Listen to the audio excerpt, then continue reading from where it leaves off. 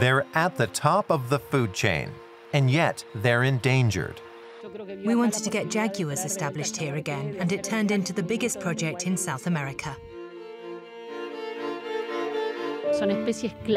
Jaguars play a key role. If we release them, that will help rebalance the entire ecosystem.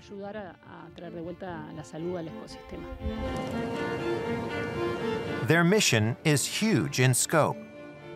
They want nothing less than to rebuild a lost habitat.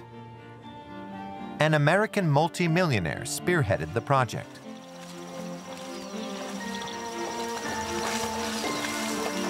But his plan was highly controversial at first, and many Argentinians were skeptical.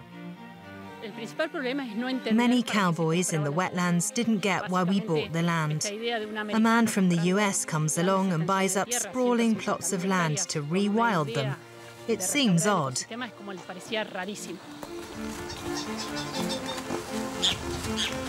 Many locals opposed the nature conservation project.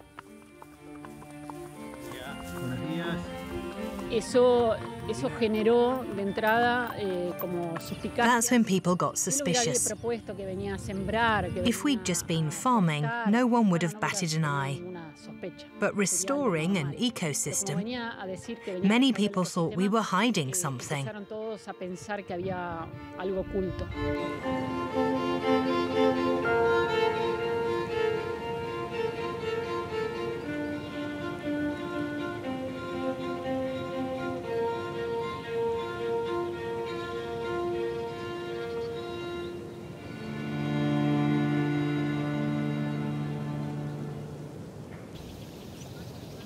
Her name is Isis, the goddess of birth. This 10-year-old female jaguar is here to reproduce. And while she grew up in captivity, her cubs are to be released into the wild. We brought jaguars like Isis from zoos to help breed offspring. We want to prepare more and more cubs growing up in these enclosures for life in the wild. Sophia Heinen and her colleagues start each day by feeding Isis. The mother jaguar plays a vital role, but she doesn't have to hunt for food herself, since there's no plan to release her into the wild. Today, wild boar is on the menu. Jaguars are the biggest cats in South America, and they eat only meat.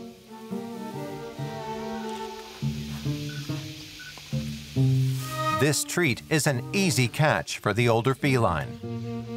Only her offspring will have to be taught how to hunt.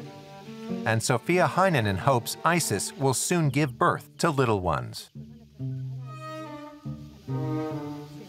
No one around here took our project seriously at first, even though most people generally have a positive image of jaguars. Isis is an important component of a vast rewilding project in northern Argentina spearheaded by Sophia Heinen. And the team is following an elaborate rewilding plan. Numerous species are being prepared to live out in nature here in the Ibara wetlands, even the rivers. The flopping sound in this barrel is mackerel.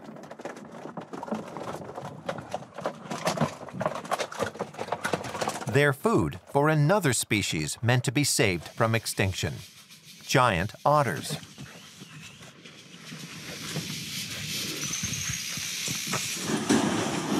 Successful rewilding means the animals have to learn to hunt, so the young otters have to catch the mackerel themselves. The aim is for them to be able to live in the wild. The otter dives down and after just a few seconds finds its meal. For Sophia, the animals are clearly ready to be released soon. Decades after these river-dwelling predators were driven to extinction, we're releasing the first ones back into Argentinian waterways. That's always been our big dream. Because these are the biggest wetlands in Argentina, we absolutely need otters in the waterways, just like jaguars on land. They release more giant otters into nature each month.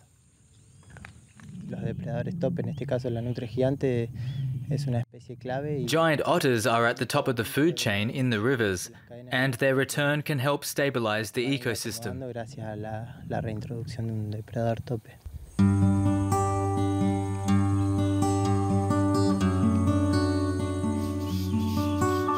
This project wouldn't be possible without the hard work of environmental conservationists like biologist Sophia Heinen.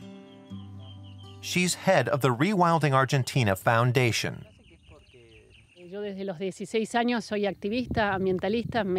I got into environmental protection when I was 16.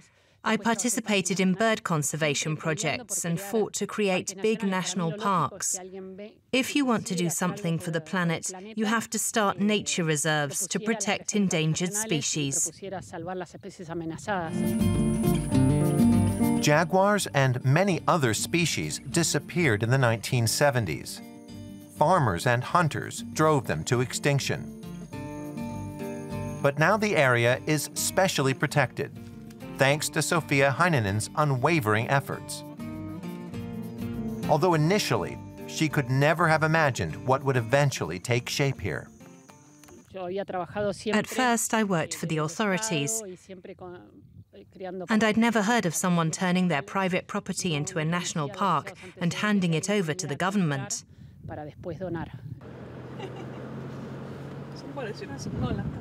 Trabajar con la reintroducción de especies amenazadas By releasing endangered species back into the wild, we hope to create a functioning ecosystem.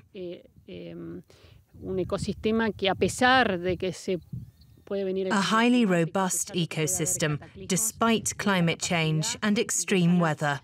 Tener una resiliencia para estos cambios que se vienen. It all began with an initiative by Douglas Tompkins.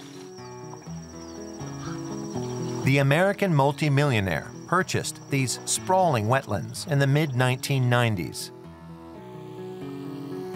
And he was immediately fascinated by the spaces and dimensions. Invitado por una ONG local. An environmental protection organization had told him about property for sale here, and it was love at first sight. From the plane, he noticed there were hardly any animals left, so he thought up a plan to rebalance the ecosystem. He didn't hesitate to buy up all the land with the aim of restoring nature. The funds came from the sale of his clothing companies, the North Face and Esprit. Back then, many of the cowboys in the wetlands didn't understand. An American buys up vast plots of land to rewild them. It seemed unreal. The locals thought it was some kind of shady business deal. People were suspicious.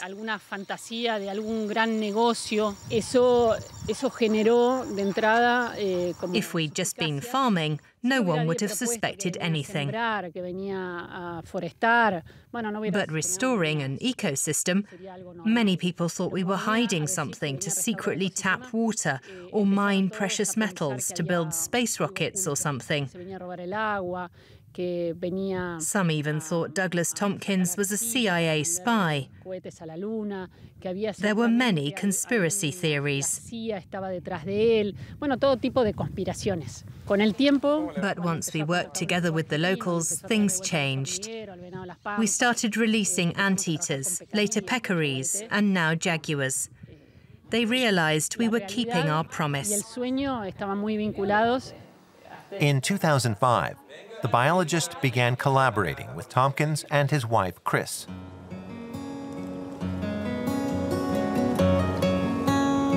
Today, this building houses the control center where they monitor their most important project, rewilding the jaguars. They use dozens of cameras to watch the big cats around the clock. Not just 10-year-old Isis. A little jaguar family is also being prepared for release into a larger enclosure.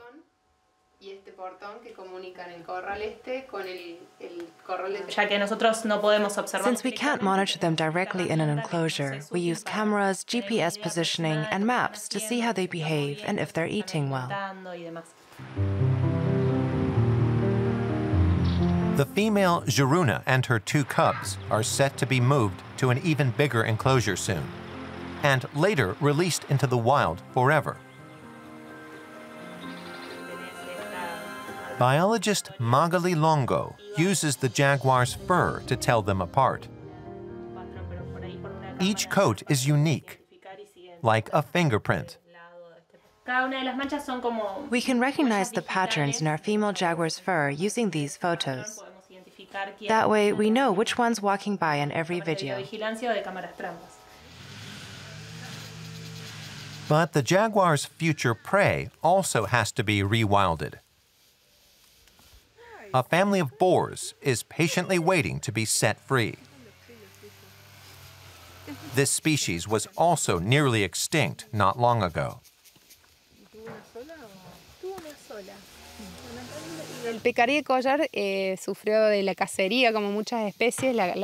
The boars used to be hunted en masse, both for their meat and for their fur. And other animals? They were hunted to make leather for export.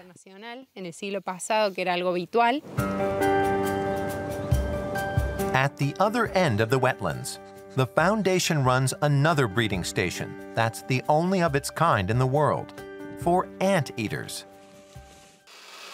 Griselda Fernandez pampers the orphans living here, feeding them cat food enriched with fruits and yogurt. Some have been hit by cars, and others have burns. They can live quietly and safely here before being released.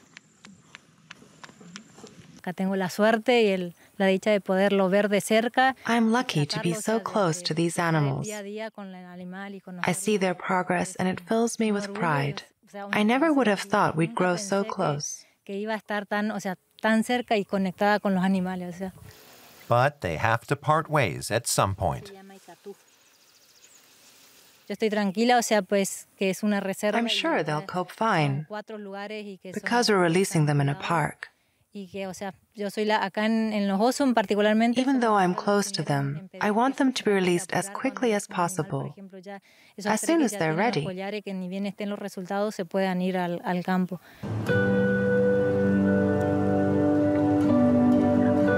They've already released over 100 anteaters. And their work has paid off. Nature has returned.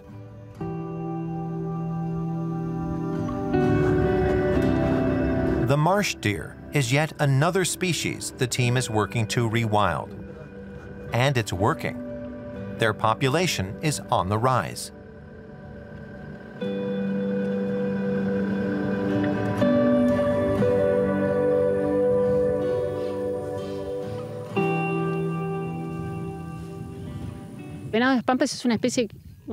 Marsh deer are one of the most endangered species in Argentina. They used to hop all over the marshlands. Then came the market for marsh deer leather. In the rest of Argentina, only small populations of these animals survive today. Marsh deer are crazy fast. You might mistake them for antelope. They jump far and have stumpy tails. And they smell like onions, by the way. We transported the first marsh deer here by helicopter and set them free.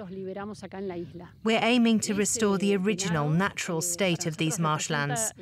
There are less and less grasslands like this around the world due to farming. Marsh deer are the most important species in these areas. Now we hope they'll become endemic to all of northern Argentina again at some point. Traerlo de vuelta acá es una esperanza de que pueda recuperar en todo el norte argentino.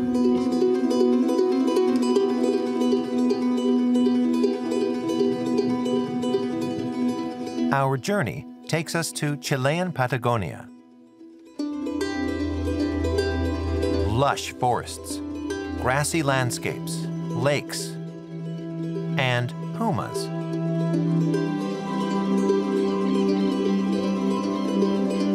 Their population has grown again here in the Valle Chacabuco because the area has been specially protected since its purchase by Chris McDivitt in 2003. That's what it looked like. You can see along here, it's just dirt. There's no grass along here. And this is springtime when there should be stalks in the grass and all sorts of new growth. And as you can see, it's eaten down because the minute it begins to grow, the sheep eat the new growth. She worked with volunteers in 2012 to restore the nature in this part of Patagonia and return it to its original state. They would sometimes go on days-long expeditions to collect grass seeds, for instance. The aim was to rewild these scarred lands, including vast steppes that looked desolate 10 years ago.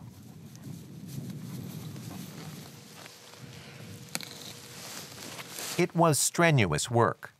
It took forever to fill the sacks.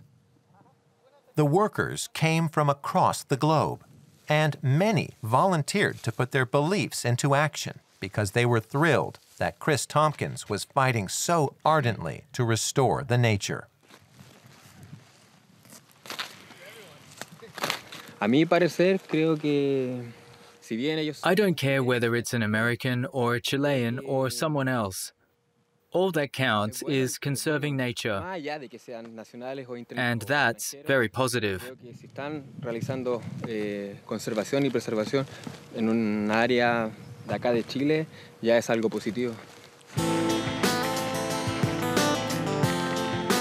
Chris McDivitt Tompkins and Douglas Tompkins are married.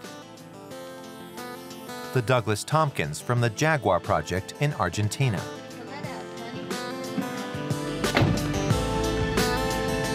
We accompanied them in 2012. They still owned the land back then, and they were rewilding it, just like the wetlands in Argentina. The park spans 263,000 hectares, and it was another dream in the making for the couple.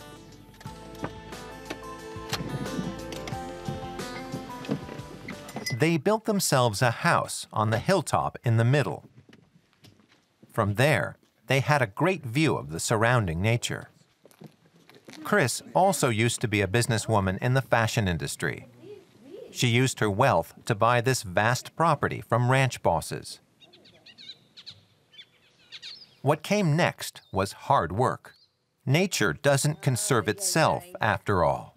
Her goal in 2012 was to later hand over an intact nature reserve to the Chilean Park Service. That day when they cut the ribbon, it's like everything is forgotten. So I think we remember that as we start another one. And this one is taking both of our full efforts. So it's at the critical moment when we're just halfway through, when we're very impatient to have it done because we have a clear idea, what needs to be done. It's just, we know that there are many years still to go, but that's how it is.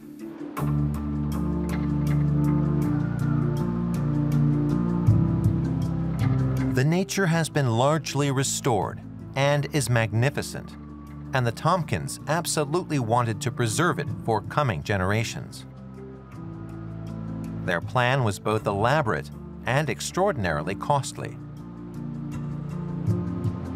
They couldn't have pulled it off on their own. Even if they are very rich, the Tompkins needed support.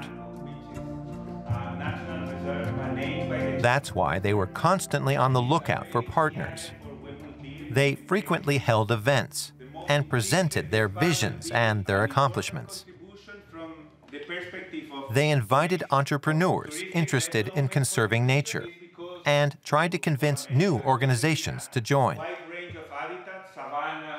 They always hoped to get new partners involved. You can see many condors here, but then they come back. And the Tompkins felt there was a new awareness of the need for sustainability and environmental protection, in part due to the increasing interest in climate protection.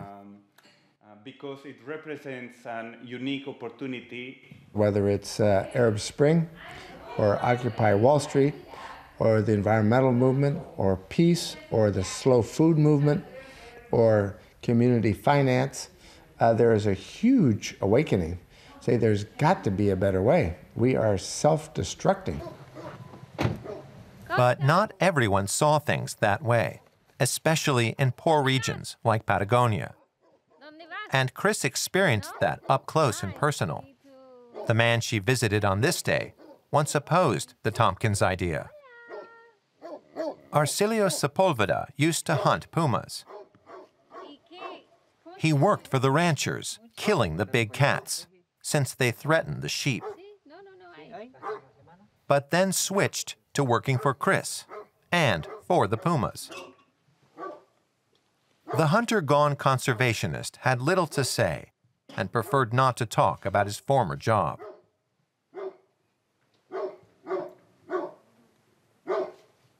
But he did tell us about his change of heart, because the Tompkins' efforts to protect the puma were contagious, even for a former hunter like him.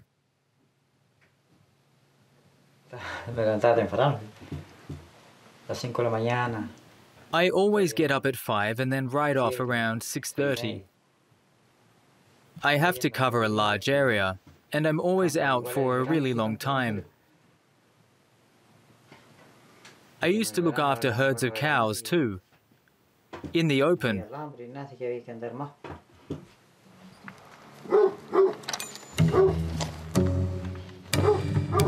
Although his job may have a hint of Wild West romanticism, it's absolutely grueling.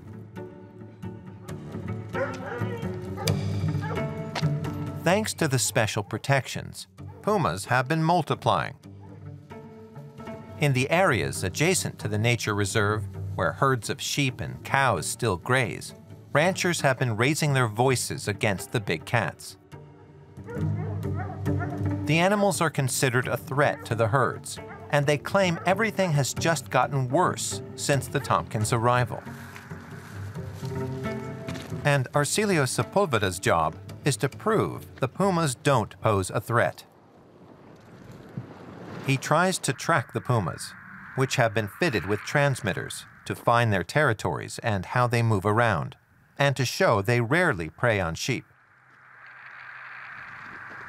At first, he doesn't notice any trace of the pumas. But then... Yeah, they're back there. That's where the signal's coming from. They snatched wild guanacos. I found their bodies. It takes a lot of luck to film pumas.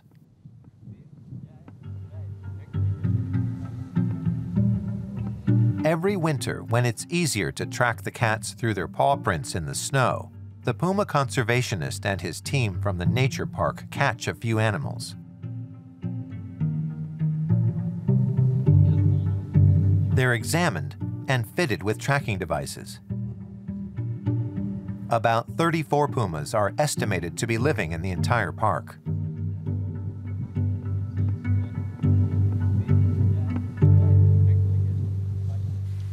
We stopped the killing of pumas.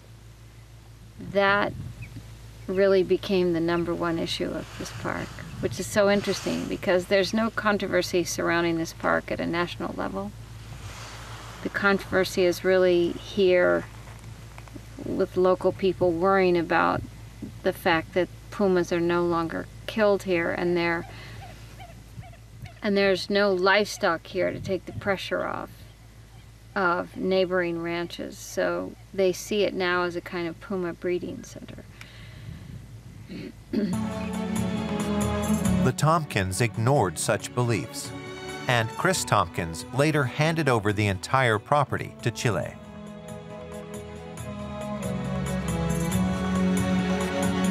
The two business-minded Americans deeply cherished nature, and their project proved a success.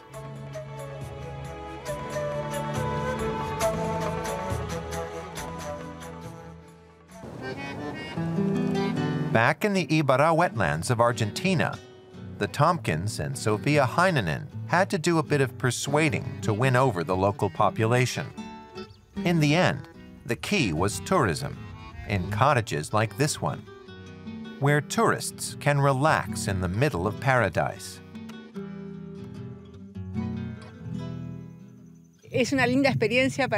Tourists enjoy spending the night here. The main idea is for them to experience the gauchos' day-to-day lives and come in contact with them.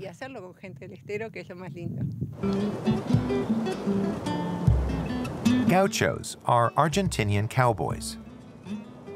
The wetlands are their traditional domain, and their farms are located at the edge of the marshlands. They've been working on horseback for cattle breeders for centuries. But they only recently joined the Nature Conservation Project.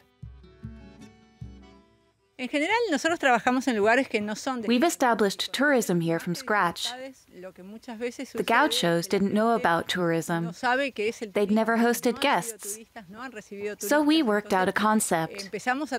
And we emphasized that even though capybaras may seem pretty common to them, they're special to tourists. And tourists love taking pictures of them.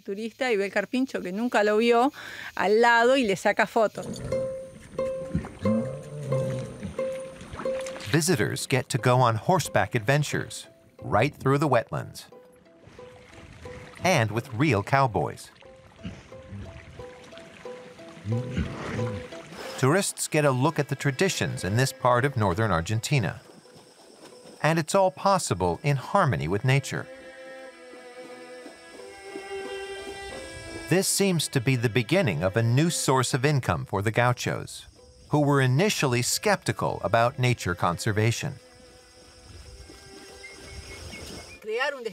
In order for a tourist destination to work, you need a few different aspects: good infrastructure, trained staff, and advertising. And we've been helping the gauchos for years. Sometimes we provide assistance for 5 years. Once things are up and running, we hand over our bungalows to the local towns so they have a new source of revenue. The park itself is free of charge, of course.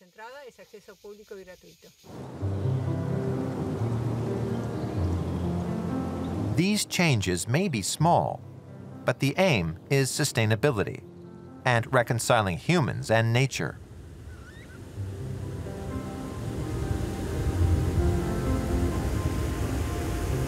The COVID pandemic of 2020 and 21 may even have sped up the whole process.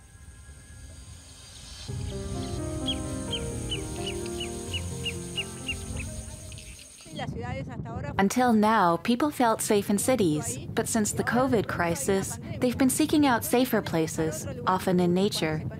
You can feel it when you're here.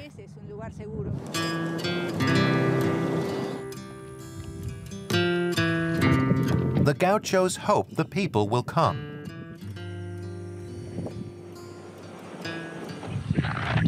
Our visitors go back home with pleasant memories. We try to inspire them. But the gauchos are more than tourist guides. They're also rangers in the newly established national park. Rewilding has changed their lives. The Tompkins have also included residents in southern Chile as well. Their environmental company employs about 40 people. Houses were even specially built for them. For the Tompkins, it was a project of passion. And there was a lot to do.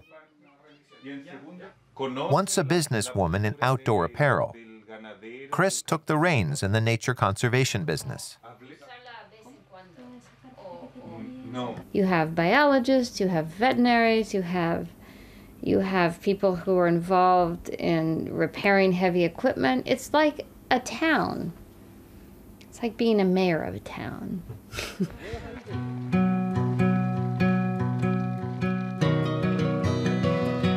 The small organization rewilding the entire region on behalf of the Tompkins also runs a school for the employees' children.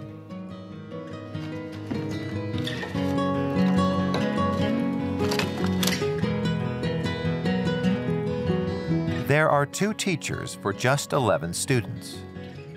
And that's quite special for southern Chile, because it's hard to find good employees for jobs in this remote area if their children don't have access to a decent education.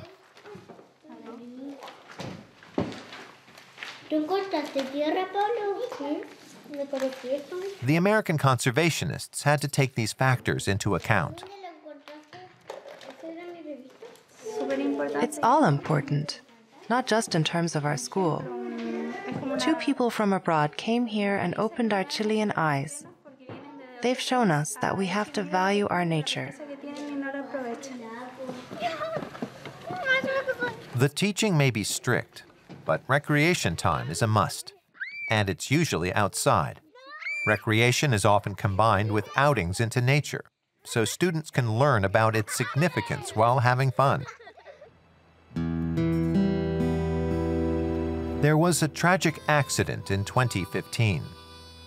Douglas Tompkins, the initiator of the conservation projects in Argentina and Chile, died while out kayaking here.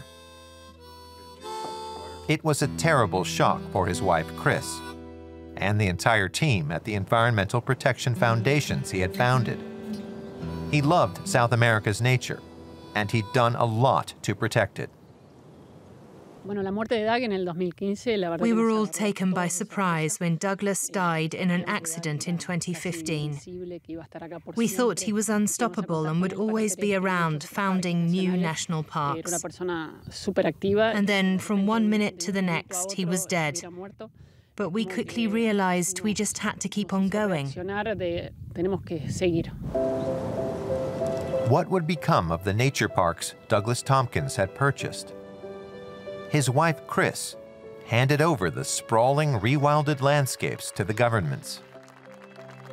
She gave the Valle Chacabuco in Patagonia to Chile and the Ibara wetlands to Argentina. In both cases, she made it a condition for them to be permanently maintained as nature reserves. Now, a few years later, the Nature Conservation Center in the wetlands of Argentina appears extremely quiet. But after decades of preparation, the moment everyone has been waiting for has come. The jaguars are to be set free. The unique project was long in the making. We try to think long-term, about what will happen in 100 or 200 years. Douglas, Chris, and all of us have put a lot of money and energy into this project. That's why we realized the government was in a better position to protect this property in the long term than if it were to remain in private hands and be reliant on donations. We were glad the Argentinian Congress finally declared the property a national park, protected by the Constitution.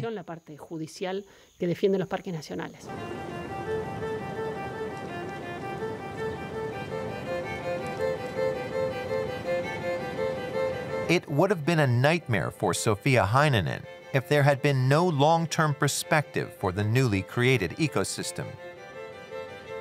But now, one jaguar family has already been released. And preparations are underway for the second one. The head of the Institute of Tourism from a neighboring province arrives to witness the jaguars being moved to a larger enclosure. He wants to implement a similar project.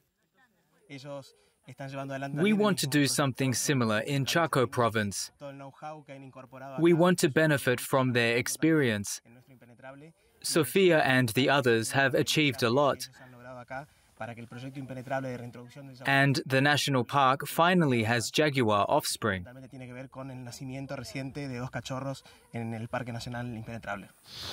Here, biologist Magali Longo uses an acoustic device to search for the first jaguar family set free a month ago.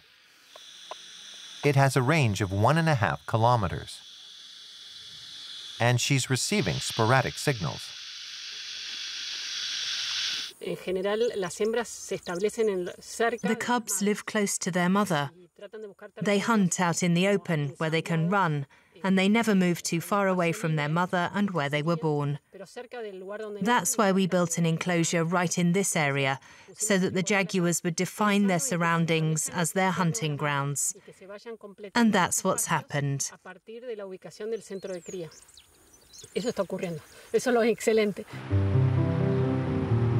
Now the female jaguar Jiruna and her 2 cubs are to be moved into the big enclosure in preparation for their own release later.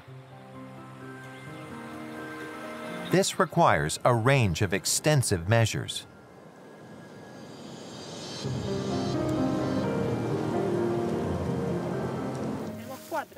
Sophia Heinen and her team need to be able to monitor any step toward freedom both day and night. So they installed cameras with night vision everywhere. There was no room for error.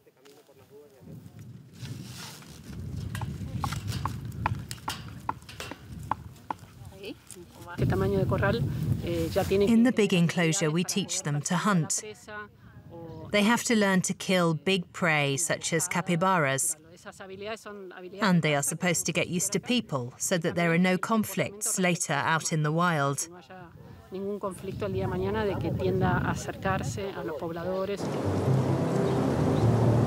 Then they open the big gate, so that Jiruna can move to this enclosure, about the size of 40 soccer fields.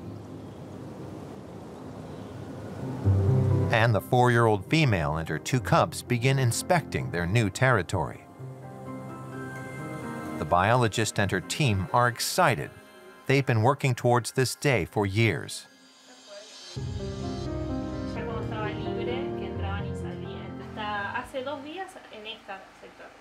Meanwhile, Magali Longo monitors the already released family using GPS coordinates and is surprised.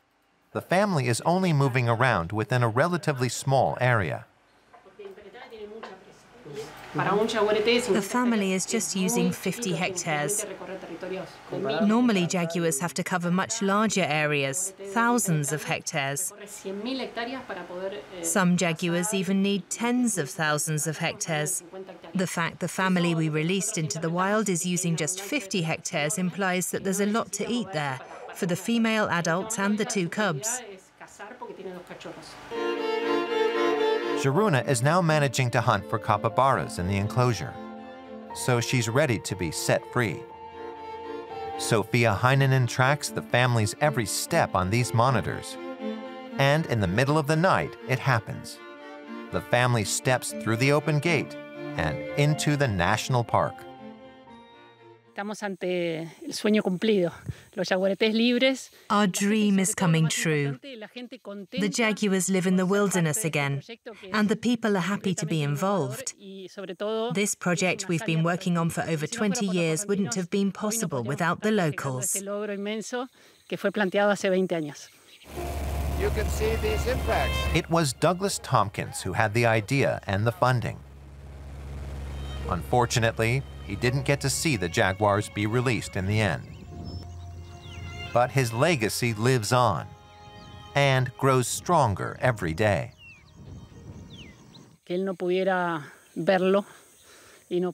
a real pity that Douglas didn't get to see this and take part in it, because we fought together for so long, against so much adversity. No one believed in our dream at first. At least his wife Chris got to experience this moment. After enduring the pain of Douglas's death, she worked with the government to turn this property into a national park. And now jaguars are finally running free.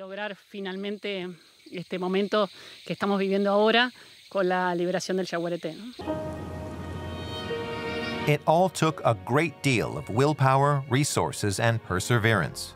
But the Tompkins pushed on and succeeded in their nature conservation efforts. As a family, just personally, seeing those jaguars walk through that gate was kind of an epiphany that these things that just 10 years ago or 15 years ago, we thought, I don't know that we thought it was impossible, but we thought that it was a long shot, in the absolute long shot. For the first time in 50 years, jaguars now live in the wild here, in the Ibara wetlands. And if Sophia Heinen has anything to say about it, this won't be the final project. She has new plans in store for an even bigger nature park. We want to engage with politicians and ensure that an even bigger, coherent ecosystem takes shape in northern Argentina. We want new, similar national parks to become established elsewhere, to save endangered species and rebalance our ecosystem.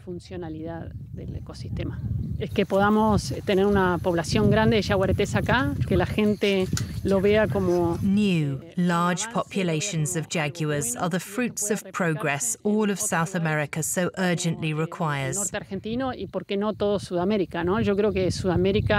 continent needs an ecological shift.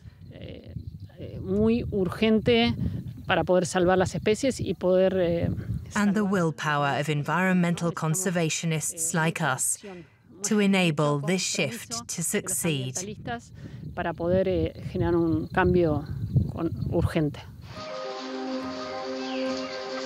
The last images of Jiruna and her cubs came from this surveillance camera.